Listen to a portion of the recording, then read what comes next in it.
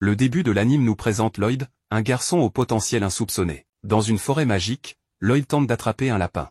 Mais, faute de compétences, il échoue, et le lapin s'échappe. Ironiquement, ce dernier finit capturé par Shuma, le grand frère de Lloyd, qui revient d'un de ses voyages. Heureux de retrouver son frère, Lloyd reçoit en cadeau un livre sur les dragons, et ensemble, ils rentrent chez eux. Le temps passe, et Lloyd, désormais plus âgé, entre dans une maison où vit une sorcière nommée Marie. Celle-ci, fidèle à son rôle, rappelle que toute faveur d'une sorcière a un prix. Lloyd explique qu'il vient du village de Kunlun et qu'il souhaite rester sous sa protection pour devenir soldat. Marie, sceptique, lui conseille plutôt de chercher une auberge. En discutant, Marie demande d'où vient Lloyd, et quand il mentionne Kunlun et sa chef, Alka, Marie est stupéfaite. Lloyd sort alors une sphère de sa sacoche, qui projette une image holographique d'Alka. L'ancienne mentor de Marie donne des instructions, elle ordonne à Marie de s'occuper de Lloyd jusqu'à ce qu'il termine son examen militaire. Marie, bien que contrariée, obéit. Une fois Alka disparu, Marie, frustrée, jette la sphère dans un placard et fulmine à propos de la tâche qu'on lui a imposée. Lloyd, gêné, s'excuse, mais Marie le rassure et accepte de le loger jusqu'à la fin de ses examens. Alors que Lloyd s'installe dans une chambre, Marie murmure des reproches à l'encontre d'Alka, la qualifiant de grand-mère Loli. Soudain, Alka apparaît derrière elle, utilisant un cristal comme portail. Elle menace de transformer Marie en grenouille si elle ose faire du mal à Lloyd et lui jette une malédiction temporaire de petits accidents avant de repartir. Marie, exaspérée, se demande pourquoi un tel pouvoir magique est utilisé pour des punitions si futiles. Le lendemain, Lloyd prépare le petit déjeuner pour Marie, qui se réveille en découvrant qu'il l'a couverte d'une couverture pendant la nuit. Surprise par la gentillesse de Lloyd, elle mange le repas et lui demande pourquoi il veut devenir soldat. Lloyd raconte qu'enfant, il s'entraînait souvent avec son frère et admirait un soldat légendaire décrit dans des romans. C'est cet idéal qui l'a poussé à vouloir rejoindre l'académie militaire. Marie l'interroge sur les épreuves. Lloyd explique qu'il y a un examen physique, écrit, de combat et de magie. Il avoue manquer d'endurance, car il a mis 6 jours à atteindre le royaume d'Azami, ce qu'il considère comme long.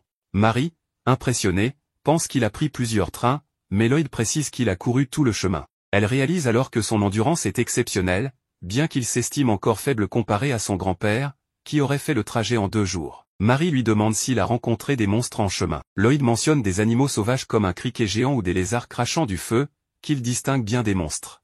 Marie, horrifiée, lui explique que ces créatures sont extrêmement dangereuses et qualifie certains de démons capables de gouverner le monde. En riant, Lloyd la rassure sur sa capacité à différencier un animal d'un monstre. Dans un moment comique, Marie renverse son café sur son visage. Lloyd lui tend une serviette imbibée d'un remède maison. Après s'être essuyée, Marie réalise que sa peau est plus lisse et sans taches. Intriguée, elle demande à Lloyd de lui enseigner ce remède, qu'il partage volontiers. Marie découvre une rune ancienne que le protagoniste, Lloyd, présente comme plutôt simple. Désabusée, Marie s'excuse et admet qu'elle s'attendait à quelque chose de plus impressionnant. Lloyd explique qu'il maîtrise uniquement une technique appelée pluie magnétique. Marie, stupéfaite, déclare que cette technique est supposée être impossible. Frustrée, elle frappe le mur avec sa tête, le brisant. Lloyd, inquiet, lui demande si elle va bien. Elle lui répond en grognant qu'il doit apprendre la culture générale dès le lendemain, ce à quoi Lloyd acquiesce avec enthousiasme. Plus tard, Lloyd explore la ville et s'émerveille de son effervescence. Il entend des passants discuter de prétendus espions attirant des monstres en ville. Tandis qu'il réfléchit à sa première mission, une mystérieuse fille blonde encapuchonnée croise un homme armé d'une hache. Ce dernier la reconnaît comme la princesse Ceinture et l'accuse de risquer l'honneur des nobles en rejoignant l'académie. Ignorant ses provocations, elle s'engage dans une ruelle où elle rencontre un criquet géant. La créature l'attaque, mais Lloyd intervient héroïquement, éliminant la menace en un coup.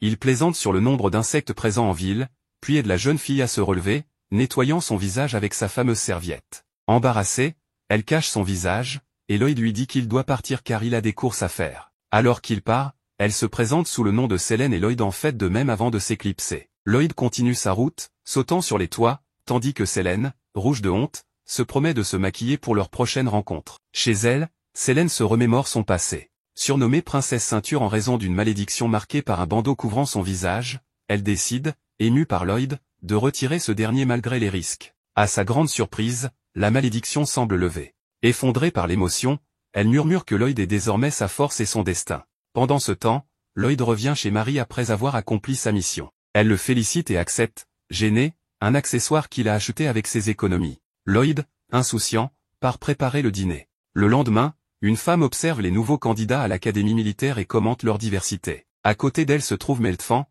un officier inquiet de la disparition de la princesse, jugeant les nouvelles recrues essentielles pour maintenir la stabilité du royaume. Une autre figure, Rio Flavin, une mercenaire unijambiste, suscite des interrogations sur sa loyauté. Par ailleurs, Sélène est prise à partie par Alan Litken, un noble arrogant, qui lui reproche de ne pas avoir retiré son bandeau, selon lui un frein à son ascension. Ignorant ces remarques, Sélène reste fidèle à elle-même. Rio, observant les candidats, note que Lloyd dégage une aura inhabituelle. En le croisant, elle s'apprête à l'affronter, mais Lloyd, poli, complimente son bras mécanique. Sélène surgit et, dans un élan de jalousie, projette Rio contre un mur, se présentant fièrement comme l'allié de Lloyd. Lors de l'épreuve de combat, les candidats doivent frapper un mannequin métallique avec leur arme. Rio, intrigué, surveille Lloyd. Alors que Meltfan s'absente pour d'autres tâches, il exprime sa curiosité, si Lloyd est admis, il sera un atout considérable pour l'armée. La tension monte, annonçant un moment décisif pour le protagoniste. Le lendemain à l'académie, Sélène et Rio s'inquiètent de ne pas voir le protagoniste en classe, croyant qu'il a échoué à l'examen d'entrée et qu'ils ne le reverront jamais. Leur inquiétude s'accentue en voyant Meltfan, également confus. Colin réprimande ce dernier pour son manque de concentration et lui ordonne de distribuer des prospectus aux étudiants. Colin en profite pour expliquer que le royaume d'Azami, où ils vivent actuellement, est au bord d'une guerre avec l'Empire Jio. Pendant que Colin poursuit son explication, Meltfan reste préoccupé par l'absence du protagoniste, d'autant plus que l'armée du royaume semble perdue sans lui. De son côté, Rio est aussi distraite, car elle espérait générer une fortune grâce aux exploits du protagoniste. Colin mentionne que depuis 5 ans, le royaume fait face à un problème majeur, la disparition de la princesse Maria Azami. Toute information utile à son sujet sera récompensée par une somme astronomique, une promotion, et d'autres avantages, ainsi qu'un vœu réalisable. Plus tard, on voit le protagoniste errer dans les rues de la capitale, reconnaissant qu'il a échoué à la fois à l'examen de combat et à l'écrit, ce qui explique pourquoi il n'a pas été admis. En chemin, il tombe sur une affiche, mais est attaqué par un grillon géant qu'il élimine rapidement avant de continuer sa lecture. Peu après, il entre dans un restaurant vide où le propriétaire, Chrome, l'attaque par surprise. Mais le protagoniste esquive facilement, terrifiant Chrome par sa vitesse. Chrome, un ancien garde royal, suppose que le protagoniste est là pour lui soutirer des informations. En réalité, ce dernier cherche un emploi et demande poliment un poste à mi-temps.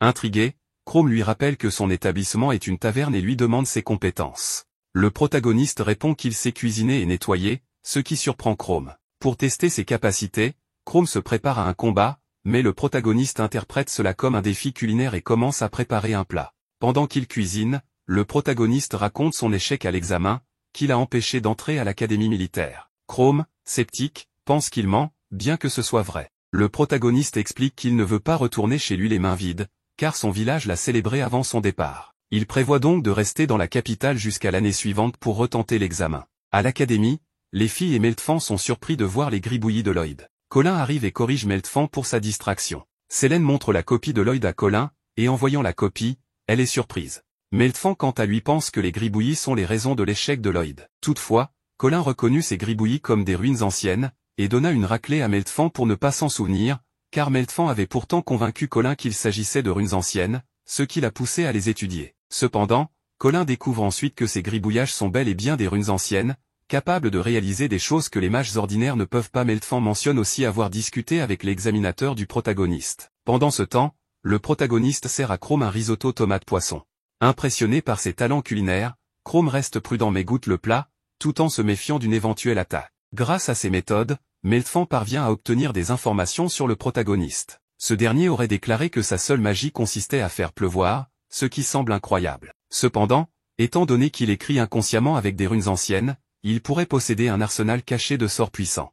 De son côté, Chrome est stupéfait par la qualité exceptionnelle du plat préparé par le protagoniste. Ce dernier gagne sa confiance et obtient le poste à mi-temps, même si Chrome reste méfiant, conscient du potentiel exceptionnel du protagoniste et décidé à continuer son enquête sur lui. Plus tard, Sélène propose à Colin une idée audacieuse, retrouver la princesse disparue et utiliser cette prouesse pour faire admettre le protagoniste à l'académie. Enthousiasmé par cette idée, Colin accepte, désireuse de voir comment le protagoniste maîtrise les runes anciennes. Pendant ce temps, le protagoniste retourne chez Marie et Alka pour leur annoncer qu'il a échoué à l'examen d'entrée, mais qu'il prévoit de réessayer l'année prochaine. Il leur demande la permission de rester chez elles en attendant et leur révèle qu'il a décroché un travail à mi-temps pour payer son loyer. Marie et Alka acceptent sans problème. Reconnaissant, le protagoniste prépare un dîner pour exprimer sa gratitude. Marie, intriguée par la décision d'Alka d'accepter le protagoniste, lui pose une question sérieuse sur la possibilité de sauver le royaume. Elle lui rappelle que le roi Azami, influencé par des forces extérieures, est devenu un fervent partisan de la guerre, menaçant de déclarer un conflit lors du prochain festival de la Fondation nationale. Ce festival, qui rassemble des officiels et des dirigeants étrangers, pourrait marquer le début des hostilités avec l'Empire Jio. Marie est déterminée à empêcher cela. Alka rappelle cependant leur statut d'originaire de Kunlun, un village neutre, et leur interdit d'intervenir dans ce qu'elle considère comme une querelle humaine motivée par l'orgueil. Malgré ces avertissements, Marie reste convaincue de son devoir et lui révèle qu'elle a risqué sa vie 5 ans auparavant pour apprendre à utiliser la rune de désenchantement. Alka lui demande de ne pas impliquer le protagoniste, sous peine de l'envoyer de force à Kunlun. Avant de partir, elle confie à Marie la responsabilité de l'aider à intégrer l'académie. Le lendemain, Ryo et Meltfan se retrouvent dans la taverne de Chrome pour discuter de leur plan d'action. Ils s'organisent pour aider le protagoniste à intégrer l'académie et, en parallèle, cherchent des indices sur la princesse disparue. Selena se charge de localiser le protagoniste, convaincu qu'il partage une connexion spéciale. Pendant ce temps, Ryo et Meltfan explorent les pistes concernant la princesse. Ils remarquent que la taverne, autrefois connue pour sa cuisine médiocre, est devenue un lieu populaire parmi les étudiants de l'académie, transformant peu à peu sa réputation. Ils remarquent également que l'endroit, autrefois sale et poussiéreux, est maintenant devenu plus lumineux et propre. Pour les faire taire un moment, Chrome leur sert à manger. En dégustant le plat, ils sont impressionnés par le goût et, à leur grande surprise, ils découvrent que le protagoniste travaille désormais dans le restaurant et est le chef. Chrome est étonné d'apprendre que Meltfan connaît le protagoniste. Il envoie alors ce dernier dehors pour qu'il vide les poubelles, afin de pouvoir discuter plus sereinement. À l'extérieur, le protagoniste tombe sur un autre insecte géant attiré par la poubelle. Il décide de s'en débarrasser et de déplacer les déchets pour les brûler ailleurs. En chemin, il aperçoit Marie qui erre dans la rue avant de se faufiler dans une ruelle. Pensant qu'elle est en train de faire des courses, il l'observe, mais entend alors deux hommes parler d'une bagarre qui se déroule de l'autre côté de la ruelle. Il décide de se rendre sur place. Dans cette ruelle, il trouve Selene, qui est défiée par Alan, un noble nouvellement admis à l'académie. Alan l'accuse de tenter de soutirer des informations à un civil de force, mais Selene réplique qu'elle est prête à tout pour retrouver le protagoniste. Alan, furieux, l'attaque avec sa hache.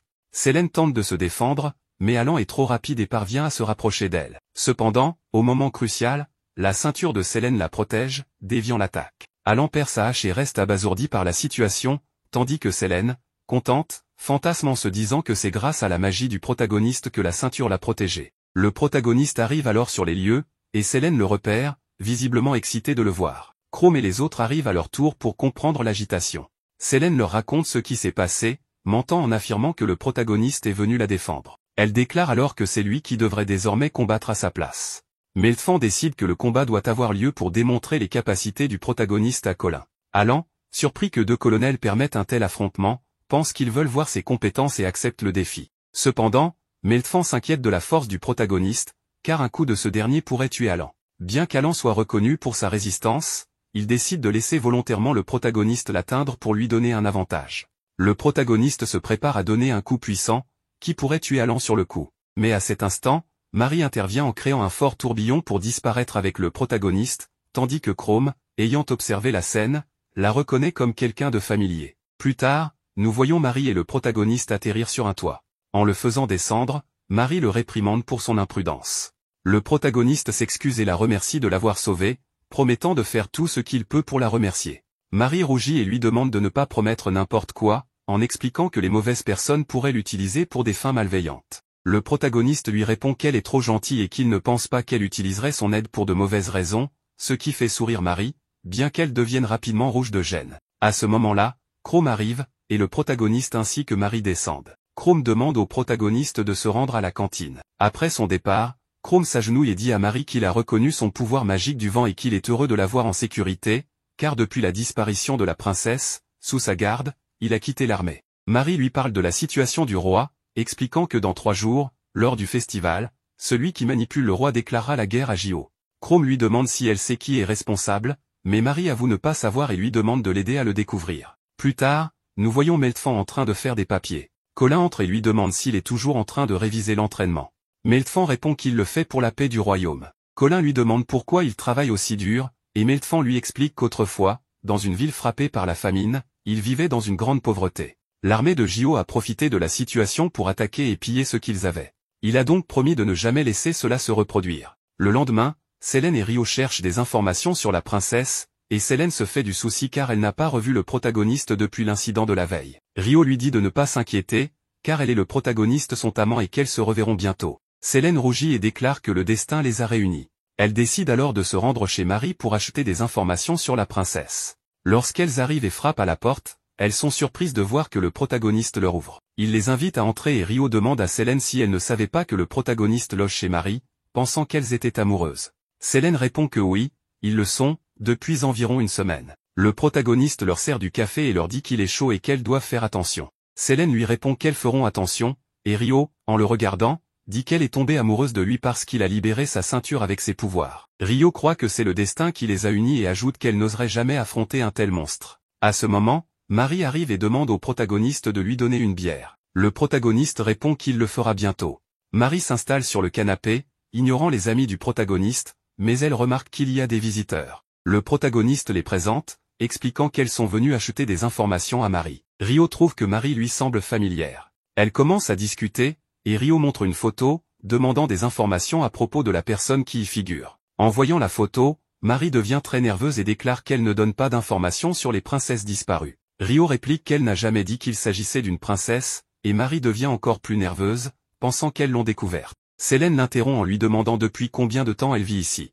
Marie répond que cela fait environ 2 ans. Selene, émue, commence à pleurer, et Marie, en la voyant, décide de tout révéler et de ne plus fuir. Selene et Marie parlent en même temps, Marie avoue être la princesse, tandis que Selene dit qu'elle est l'épouse du protagoniste. Marie tente de changer de sujet, niant être la princesse et affirmant que le protagoniste est comme un neveu pour elle. Rio, en entendant cela, lui demande si c'est vrai, et Marie nie l'avoir dit. Rio la regarde et lui demande pourquoi elle le nie maintenant. Selene, pour sa part, demande à Marie de les aider, en expliquant que si elles trouvent la princesse à l'académie, elles accepteront que le protagoniste entre. Marie sourit en voyant clairement qu'elles veulent aider le protagoniste. Elle leur propose donc un échange d'informations, elle leur demande des détails, même minimes, sur le château où réside le roi, car toute information serait d'une grande aide pour elle. Elle leur demande d'abord de lui dire qui elle est réellement. Selene et Rio commencent à deviner, mais à ce moment, le protagoniste arrive et déclare qu'il sait aussi qui elle est. Il dit qu'elle est l'héroïne salvatrice, puisqu'elle l'a aidé à s'échapper grâce à sa magie du vent,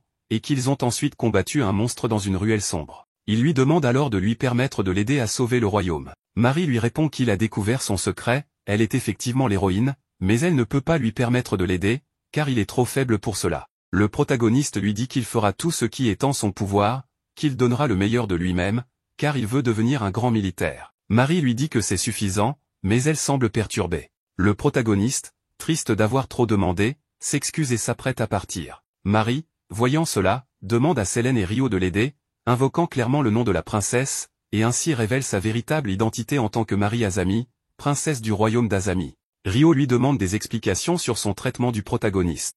Marie lui explique que celui-ci vient du village de Kunlun, où ses habitants sont interdits de s'impliquer dans les conflits humains. Rio comprend alors pourquoi le protagoniste possède une telle force, mais elle ajoute que s'il se mêle au conflit, il sera renvoyé dans son village et ses rêves seront détruits. Marie leur demande donc de l'aider, car quelqu'un qui contrôle le roi a ordonné une grande chasse et qu'ils doivent la mener, vivant ou mort. Selene et Rio acceptent de les aider. Pendant ce temps, le protagoniste regarde la couverture d'un livre et se demande s'il deviendra un grand soldat s'il continue ainsi. Plus tard, on voit Marie sur le toit, pensant qu'elle possède la rune de désenchantement, ce qui lui permettrait de libérer son père du sortilège. Soudain, Alka apparaît derrière elle, effrayée par les problèmes du protagoniste. Marie s'excuse et explique qu'elle n'a pas voulu jeter le cristal dans un puits.